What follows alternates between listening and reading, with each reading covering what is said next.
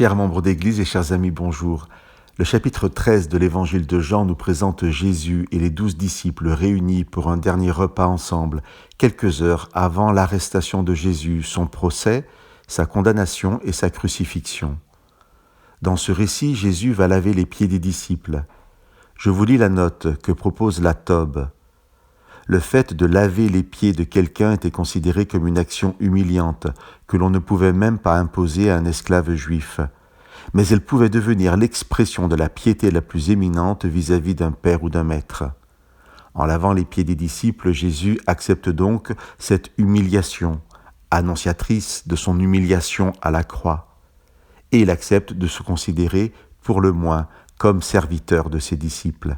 Jésus fait ce que personne dans la pièce n'a voulu faire pour les autres. Il lave les pieds, lui le maître, il se fait esclave de ses serviteurs.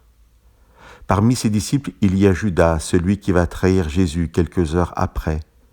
Si vous lisez ce chapitre 13 de Jean, vous remarquerez que Jésus avertit Judas, qu'il sait que celui-ci va le trahir. Et je comprends cet avertissement comme une invitation à ne pas le faire. Jésus va jusqu'à désigner Judas comme celui qui le livrera en lui tendant un morceau de pain.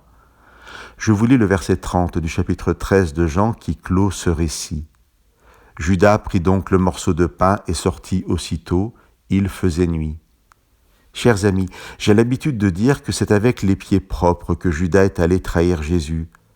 Ce n'est pas simplement pour moi une formule bien sentie, mais la façon la plus simple de faire prendre conscience aux gens que Jésus aura tout fait pour essayer de toucher le cœur de Judas et l'amener à renoncer à cette trahison. Judas ne se laissera pas toucher, il prendra le morceau de pain et partira. Il faisait nuit, nous dit Jean. Judas quitte Jésus et il fait nuit. Chers amis, Jésus ne nous a pas lavé les pieds, mais il est mort sur la croix pour notre salut. Je ne sais pas ce que vous comprenez lorsque je dis cela. Mais je sais que là, dans la méditation de ce que Jésus a fait pour nous, là est notre lumière. Rien ne nous oblige à nous éloigner de la lumière, mais rien ne nous contraint pour autant à rester en sa présence. Et les ténèbres sont toujours une absence de lumière.